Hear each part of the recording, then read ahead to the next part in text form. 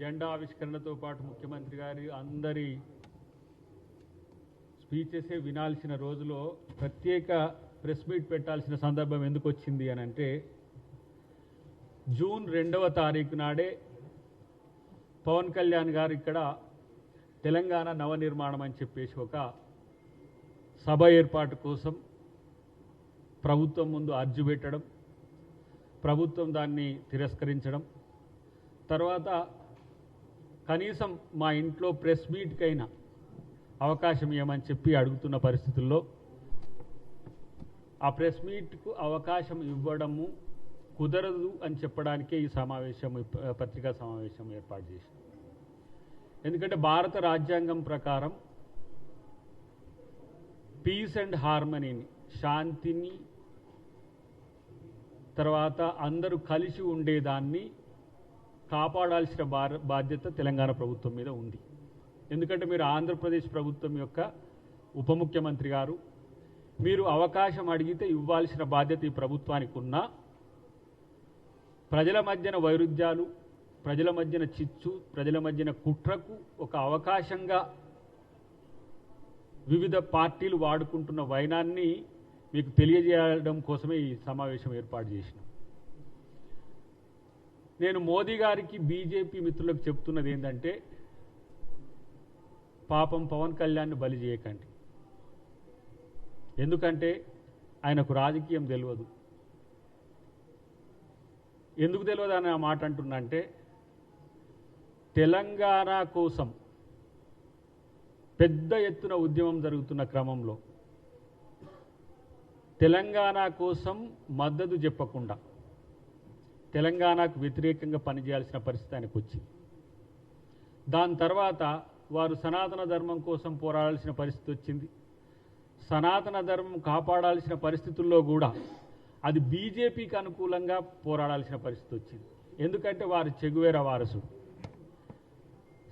వారసుడు సనాతన ధర్మం కొరకు పోరాడాల్సి రావడం మరి ఆయనకి ఏ విధంగా కనిపించిందో కానీ భారతదేశానికి, తెలంగాణ, ఆంధ్రప్రదేశ్ ప్రజలకు మాత్రం కొంచెం ఇబ్బందికరంగా మారిన పరిస్థితుల్లో ఇప్పుడు తెలంగాణలో తెలంగాణ వాళ్ళ మధ్యనే వైరుధ్యాలు సృష్టించడానికి, తెలుగు వాళ్ళ మధ్యన వైరుధ్యాలు సృష్టించడానికి, తెలంగాణ ప్రశాంతంగా అభివృద్ధి సంక్షేమం వైపు గౌరవ ముఖ్యమంత్రి గారు రేవంత్ రెడ్డి గారి నేతృత్వంలో జరుగుతున్న క్రమంలో పవన్ చిచ్చుబుడ్డిని పెట్టాలని బీజేపీ ప్రయత్నం చేస్తున్నది.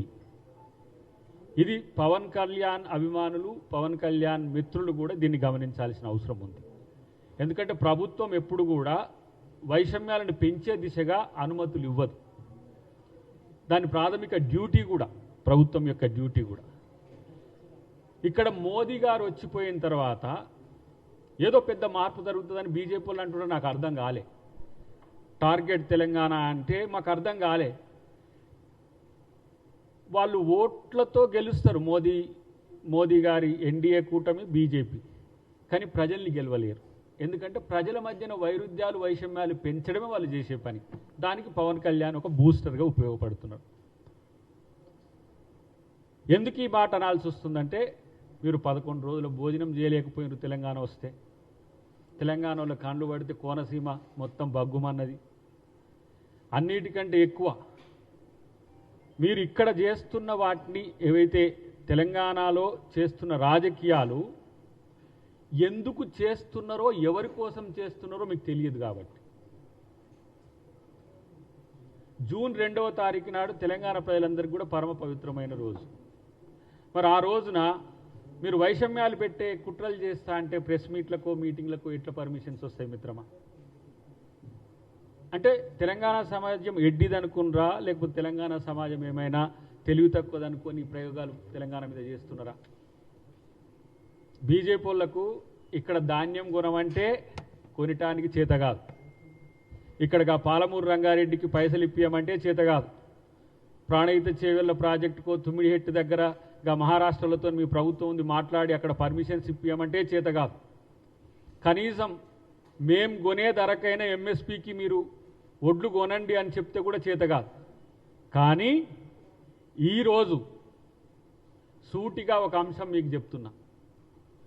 బీఆర్ఎస్కు అనుకూలమైన రాజకీయాలు చేయడానికి బీజేపీ స్పాన్సర్డ్ ప్రోగ్రామే మన పవన్ కళ్యాణ్. బీఆర్ఎస్ తెలంగాణ ఆత్మగౌరవాన్ని ఎక్కడో తాకట్టు పెట్టి, వాళ్ళకు కూడా తెలియదు పాపం, వాళ్ళు భారత రాష్ట్ర సమితిని ఎందుకు పెట్టుకున్నారో కూడా తెలియదు. గుణాత్మకమైన మార్పు వాళ్ళకు మార్పు కోసం చేసుకురో తెలియదు. ఈరోజు తెలంగాణ సెంటిమెంట్ రగల్చడం ద్వారా మళ్ళీ మేము తెలంగాణ వాదులం అంటున్న భారత రాష్ట్ర సమితికి మేలు చేయడానికి బీజేపీ ఒక పథకం ప్రకారమే పవన్ కళ్యాణ్ గారిని ముందుకు తెచ్చిన మాట వాస్తవం. ఎందుకు తెలంగాణ మీదనే ఇన్ని కుట్రలు చేస్తున్నారు మీరు? తెలంగాణ ప్రజలు, తెలంగాణ ప్రాంతం ప్రశాంతంగా ఉండడం మీకు ఇష్టం లేదా? రాజకీయాల కోసం దేనికైనా తెగబడమేనా? ఇది ఆత్మపరిశీలన చేసుకోవాల్సింది మిత్రుడు పవన్ కళ్యాణ్. ఎందుకు ఈ మాట అంటున్నంటే, ఒక రోజున నాకు తెలంగాణ చాలా ఇష్టమన్న నువ్వే తెలంగాణ వచ్చినందుకు నేను ఉపవాసం ఉండాల్సిందని చెప్పి మాట్లాడిన మాట 11 రోజులు. నేనేమంటున్నంటే, ఆంధ్రప్రదేశ్ మీరు మంచిగా పాలించండి, చంద్రబాబు నాయుడు గారు మీరు. మేము అక్కడ కాంగ్రెస్ పార్టీ అధికారంలో లేకపోయినా, రేపు మేము కేంద్రంలో అధికారంలో వచ్చినా మేమే అక్కడ స్పెషల్ స్టేటస్ ఇవ్వగలము, మేమే ఆంధ్రప్రదేశ్ని అభివృద్ధి చెందించగలం. ఆంధ్రప్రదేశ్ పచ్చగా ఉండాలని కోరుకునే తెలంగాణ వాళ్ళం మేము.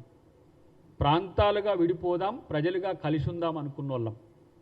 ప్రజలు నాయకుల మాట విన్నరు, ప్రజలు ప్రశాంతంగా ఉన్నారు, రాజకీయాలే వేడెక్కుతున్నాయి. ఎందుకు? ఇది తెలంగాణ సమాజానికి ఇవాళ చాలా పెద్ద ప్రశ్నగా ఉంది. రచ్చబండల మీద కూడా రచ్చ అవుతున్నది. సరే, మీకు ప్రొఫెసర్ నాగేశ్వరరావు గారికి ఏమి వైరుధ్యాలు ఉన్నాయో మాకు తెలియదు, వాళ్ళ మధ్యన ఏం జరిగిందో తెలియదు, కానీ తెలంగాణ ప్రభుత్వం కోరుకుంటున్నది 2 తెలుగు రాష్ట్రాల మధ్యన ఒక సఖ్యతతో కూడిన వాతావరణము. ఇది మాత్రమే కోరుకుంటాము. అది కాదు మేము తెలంగాణలో చిచ్చు పెడతాము అని అంటే, ఇది ఒకటేమో తెలంగాణ ప్రభుత్వం సహించదు, రెండోదేమో తెలంగాణ ప్రజల ఆత్మగౌరవం మీద దెబ్బ కొట్టదు. ఆ తెలంగాణ ప్రజల ఆత్మగౌరవం మీద దెబ్బ కొట్టే నైతిక హక్కు మీకు లేదు. లేకపోతే తెలంగాణ ప్రజల ఆత్మగౌరవం మీద దెబ్బ కొడితే ఎవరైనా కూడా తెలంగాణ వ్యతిరేకులే. తెలంగాణలో రాజకీయాల కోసం అని చెప్పి చిచ్చులు పెట్టి ప్రజల మధ్యన వైరుధ్యాలు సృష్టించడం అనేది ప్రజాస్వామ్యం ఎట్లయితుంది? మరి అంతఃసూత్రం మీకు ఎందుకు ఎవరు చెప్పలేదు? బీజేపీ వాళ్ళు మంచిగా నల్లికుట్లో లెక్క పంచాయతీలు పెట్టి కూర్చుంటారు, ఎవరు మాట్లాడరు. కిషన్ రెడ్డి మాట్లాడాడు, తర్వాత రామచంద్రరావు గారు మాట్లాడరు, ఇక మా ఫామ్ హౌస్లో ఉన్న మా కాకా కూడా మాట్లాడాడు. ఎవరు? కేసీఆర్. మళ్ళీ తెలంగాణ సాధించిన నేనే అంటాడు, ఆయన మాట్లాడాడు, ఆయన పరివారం మాట్లాడదు. ఇదేం హాస్యాస్పదమో నాకు అర్థం కావట్లేదు. హాస్యాస్పదం ఎంత సీరియస్ ఇది కూడా.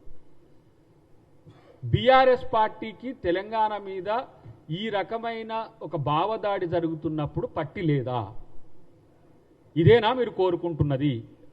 మోదీ గారి మాదిరిగానే కేసీఆర్ గారు కూడా రాజకీయాల కోసం ప్రజలేమైతే ఏంది అనుకుంటారా? మొన్నదే చేసింది కదా, ఇట్లనే పట్టాలు పేల్చండి, సింగరేణిని పేల్చండి, కూల్చండి. ఇదేనా సిద్ధాంతం? ఈ ప్రాంతం కోసం 1200 మంది అమరవీరులైండ్రు. ఈ ప్రాంత విముక్తి కోసం ఏ రోజైనా తెలంగాణ అమరవీరుల దగ్గర మీరు పోయి పట్టెడు పూలేసిన పాపాన పోయినరు పవన్ కళ్యాణ్ గారు. పోనీ మోదీ గారు నీకు సర్ది చేస్తే వచ్చిండు, చంద్రబాబు గారి కాడికి వచ్చిపోయిండు, కానీ అమరవీరులు వారికి గుర్తురాలే. ఎందుకంటే ఆయననే తల్లిని చంపి బిడ్డని బతికిచ్చిండ్రు అన్నాడు. తెలంగాణ మీద నిలువెల్ల విషం కక్కుతున్నది బీజేపీ ప్రధానమంత్రి. ఇంకొక వైపేమో వాళ్ళ ఎంపీనే నిండు సభలో పార్లమెంట్లో తెలంగాణ ఏర్పాటును పాకిస్తాన్తో పోల్చిండు. కానీ ఇక్కడ ఉన్న తెలంగాణ బీజేపీ నాయకులు మాత్రం మేమే తెలంగాణ కోసం పోరాడింది. అవును, మరి తెలంగాణ కోసం పోరాడితే ఆత్మగౌరవం ఎటు చచ్చింది? మీకు సుష్మా స్వరాజ్ ఎందుకు గుర్తుకు రావట్లే? మీకు రాజ్నాథ్ సింగ్ లాంటి వాడు ఎందుకు గుర్తుకు రావట్లే? ఆ రోజు కాంగ్రెస్ పార్టీలో సోనియా గాంధీ గారు యూపీఏ చైర్పర్సన్గా ఉన్నా వారు, సుష్మా స్వరాజ్ గారు, మీరా కుమార్ గారు కలిసి ఈ బిల్లుని ఎట్లా పాస్ చేయాలని చేసిన ఆ కోణం మీకు ఆవిష్కృతం కావట్లేదు. ఎందుకంటే సుష్మా స్వరాజ్ గారు అంటే మోదీ గారికి పడదు కాబట్టి, మోదీ గారు అంటే మోదీ గారికి తెలంగాణ ఇష్టం ఉండదు కాబట్టి, కానీ తెలంగాణలో అధికారం కావాలి. దానికోసం ఎక్కడ కొడితే క్యారమ్స్లో కాక ఇక్కడ కొడితే ఆడపోయి అక్కడ పోయి ఇక్కడ వచ్చి పడ్డట్టుగా పవన్ కళ్యాణ్ ఎందుకు వాడుకుంటున్నారు? మీరు నేరుగా మీరే రావచ్చు కదా. తెలంగాణలో మేము అధికారం రావాలంటే ఇది చేస్తామని రావచ్చు కదా. తెలంగాణ సమస్యలు మేము పరిష్కరిస్తామని రావచ్చు కదా. తెలంగాణ ప్రభుత్వానికి ఈ విధంగా సహకరిస్తామని చెప్పొచ్చు కదా. మొన్న అన్నాడు మోడీ కాక, ఏమన్నాడు? నాతో కలు రేవంత్ రెడ్డి గారు అన్నాడు. నీతో కలిసే ఉన్నాడు కదా. మీరు ప్రధానమంత్రి అయితే వారు ముఖ్యమంత్రి. లేదు, కొంతమంది మిత్రులు ఏమన్నారు, ఆయనతో అంటే బీజేపీలో ఎన్డీఏ కూటమిలో కలవాలంటే కాంగ్రెస్ ఎన్డీఏ కూటమిలో ఎట్లా కలుస్తుంది? రేవంత్ రెడ్డి గారి యొక్క లక్ష్యం కూడా ఏంటి? రాహుల్ గాంధీ గారిని ప్రధానమంత్రిని చేయాలి. మరి మోదీ గారు రాహుల్ గాంధీ గారిని ప్రధానమంత్రిని చేస్తాడా? చేయగలుగుతాడా? దానికి సిద్ధమైతే మరి మోదీతో కలుస్తాడు.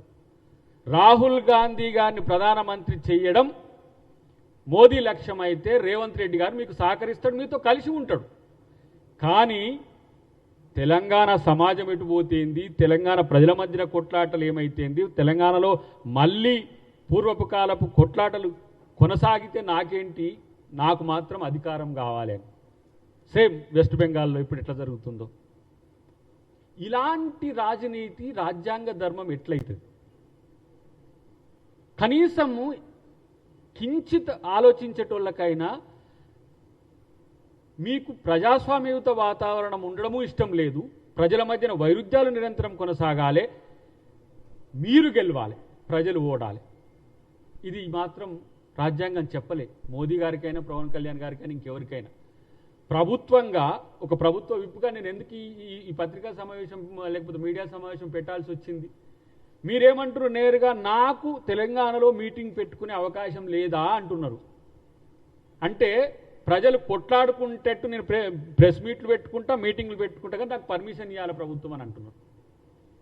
ఇంత విధ్వంసకరమైన ఆలోచనలు మానుకోండి. మీకు తెలిస్తే అర్థం చేసుకోండి. ప్రభుత్వం తరపున ఒక ఉప ముఖ్యమంత్రిగా మీకు మేమిస్తున్న గౌరవంతో కూడిన ఇది సమాధానం. దీన్ని మరింత రాజకీయం చేయాలనే ఒక ఆలోచనతో మీ ఇంటర్నల్గా ఉంటే అది మీకు నష్టం తప్పితే మాకు కాదు. మీకు పర్మిషన్స్ ఎందుకు? మంచి ఉద్దేశాలతో పెడితే ఎందుకు ఇవ్వరు? ఒక ప్రజాసేవ కోసం నాయకుడు నేను వారాయి అని పెట్టి మన కొండగట్టు కాంచి బస్ యాత్ర చేస్తా అంటే పర్మిషన్ ఇవ్వలేదా నీకు? లేదు, నా అభిమానులను కలుసుకుంటా, నేను అట్లా చేస్తా, ఇట్లా చేస్తా, నేను తెలంగాణ ప్రజలకు సేవ చేస్తా అంటే నీకు పర్మిషన్స్ ఇవ్వలేదా? కానీ తెలంగాణ ప్రజలు కొట్టుకొని చావండి, నేను మీటింగ్ పెట్టుకుంటా అంటే మీటింగ్కు పర్మిషన్ ఇస్తే ఇది ప్రభుత్వమా ఏంటి? ఇంతకు నీ సమావేశపు లక్ష్యం ఎవరి కోసం, ఎందుకోసం? దీన్నైనా తెలుసుకుంటే నీకే మంచిదని చెప్పి నేను మీ ద్వారా తెలియజేస్తున్న మిత్రులారా. ఇక్కడ తెలంగాణ ప్రజలు కొంత సెంటిమెంటల్గా ఎక్కువ ఉంటారు. వాళ్ళ త్యాగం, వాళ్ళ పట్టుదల, వాళ్ళ ధైర్యం. ఈ తెలంగాణ ప్రాంతం కోసం 1969లో దాదాపు 365 మంది పైచిలుకు అమరవీరులైనరు. తుపాకీ గుండ్లకు ఎదురుగా పోయి కొట్లాడిన వీరులు.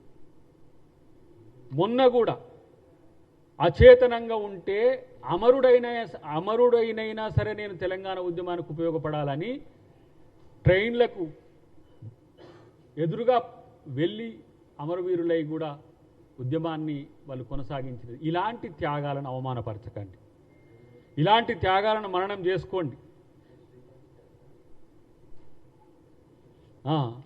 ఇలా ఇప్పుడు మేము ఉద్యమకారుల కోసం మేము కమిటీ వేసుకున్నాం, ఉద్యమకారులకు అవకాశం ఇస్తున్నాం. ఇలా శ్రీకాంతాచారి గారి తల్లికైతేంది, తర్వాత ఎవరైతే కుటుంబాలు నష్టపోయినారో వాళ్ళకు ఉద్యోగాలు కూడా ఇస్తున్నాం.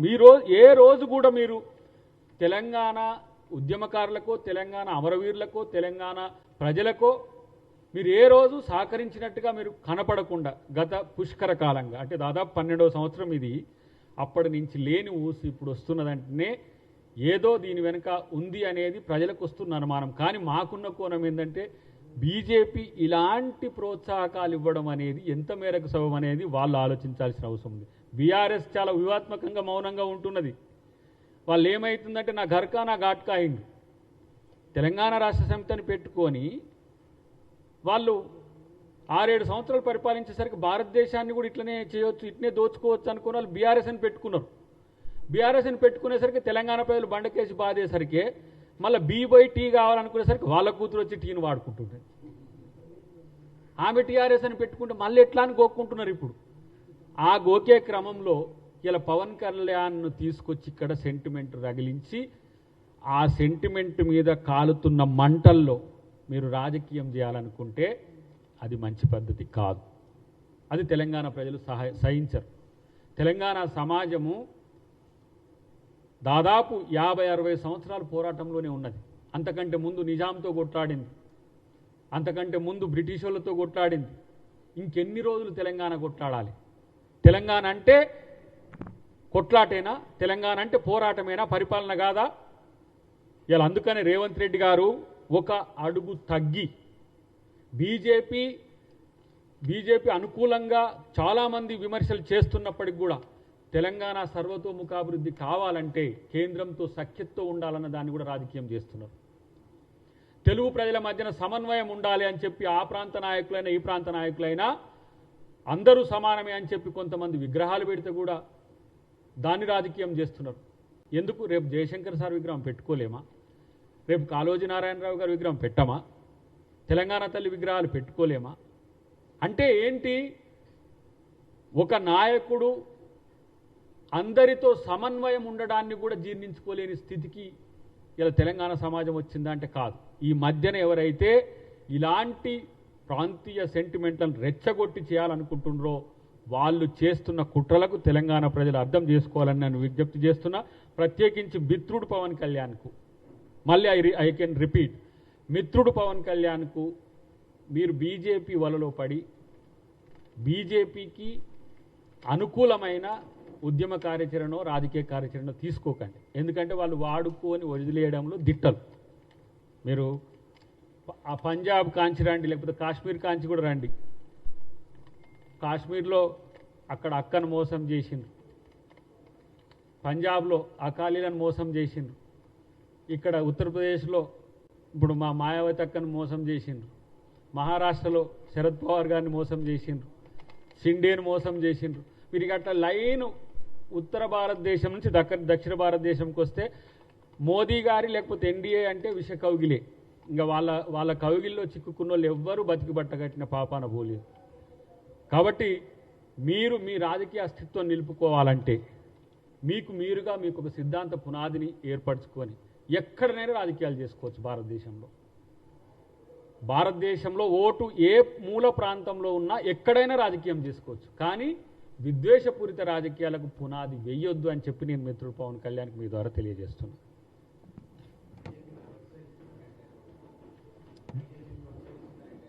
డెఫినెట్గా ఆయన వచ్చి కలిసిపోయినాకనే, మోదీ గారు వచ్చి కలిసిపోయినాకనే ఈ తరహా రాజకీయాలకు వాళ్ళు తెరలేపుతున్నారు. అది కాదని చెప్పి బీజేపీ వాళ్ళని చెప్పమనండి, అది కాదని చెప్పి మోదీ చెప్పగలుగుతాడా? ఒకవేళ అట్లా చేస్తే బీజేపీ సీరియస్గా ఖండించాలి కదా. అంటే తెలంగాణ బీజేపీ నాయకులు తెలంగాణ మీద ఇలాంటి భావదాడి జరుగుతున్న కామ్గా ఉండడాన్ని ఎట్లా అర్థం చేసుకోవాలి? నేను ఆరోపణ అనుకుందాం ఒక మాట, ఆధారాలు లేని ఆరోపణలు అయితే ఆరోపణలకు సమాధానాలు లేవు అనంటే వాళ్ళు దాన్ని మౌనం అర్ధాంగీకారమే కదా. సమాధానం చెప్పాల్సిన అవసరం ఉంది కదా. ఇప్పుడు కేసీఆర్ అంటే చెప్పట్లేడు, పోనీ అటువైపు కేటీఆర్ పొద్దుగాలు లేస్తే మైక్ పట్టుకొని ఉంటాడు కదా, మైకాసురుడే కదా, రోజు పొద్దుగాలు లేస్తే మైకులు ఆయన వాళ్ళ బావ మొత్తం. మరి ఎందుకు వాళ్ళు దీని మీద స్పందిస్తలేరు? వరంగల్ మీటింగ్లో కేసీఆర్ పవన్ కళ్యాణ్ మీద మాటలు ఒక్కసారి చూడండి ఎట్లా అన్నాడు. ఎవరో సినిమా ఆయనట టాంటా అని ఏదేదో బండబూతులు తిట్టిండు. మేము కాంగ్రెస్ వాళ్ళం పవన్ కళ్యాణ్ ఏం ఆయన తిట్టాలని ఉబలాటం లేదు, ఆయనను వ్యతిరేకం చేసుకోవాలని మాకేం లేదు. ఇది తెలంగాణ ప్రభుత్వం యొక్క ఆలోచన ఇట్లా ఉంది. మిత్రమా, ఇట్లాంటివి పట్టించుకుంటే ప్రజల మధ్యన వైరుధ్యాలు కొనసాగడం నీకు ఇష్టమా? ఇది ఆలోచించాలని చెప్పి వారికి తెలియజేస్తున్నాం.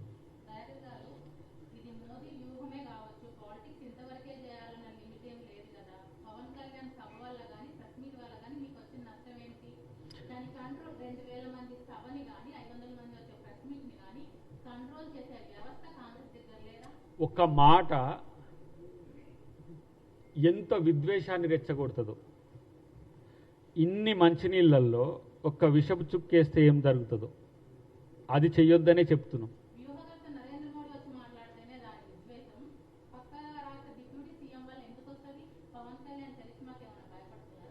పవన్ కళ్యాణ్ చర్మిస్తోలో మాకేం సమస్య లేదమ్మా, వాళ్ళే పక్క రాష్ట్రంలోనే ఆయనను అక్కడ ఉప ముఖ్యమంత్రి చేసి, లేకపోతే విజయ్ లెక్క ముఖ్యమంత్రిని చేస్తున్నామో కానీ ఆయనకు ఆ బలం లేదు, అది పక్కన పెట్టండి. కానీ ఇలాంటి ఒక అనాలోచిత కార్యాచరణ వల్ల ప్రజల మధ్యన వైరుధ్యాలు పెరుగుతున్న అంశాన్ని ప్రభుత్వంగా వారికి చెప్పాల్సిన బాధ్యత ఉంది మా మీద.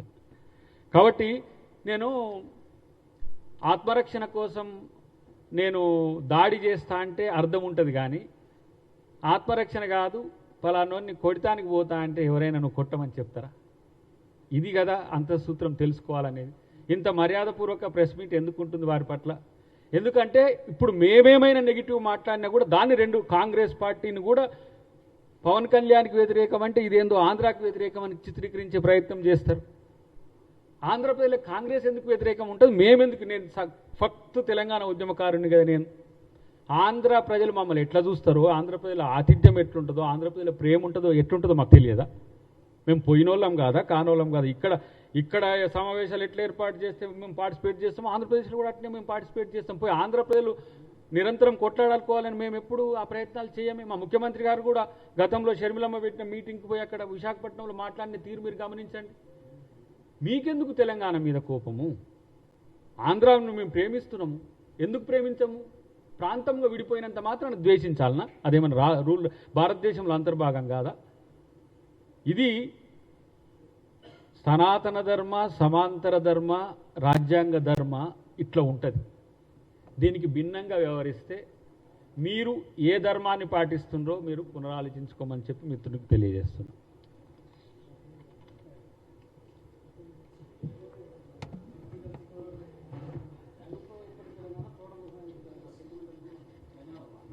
అంతే. Thank you very much.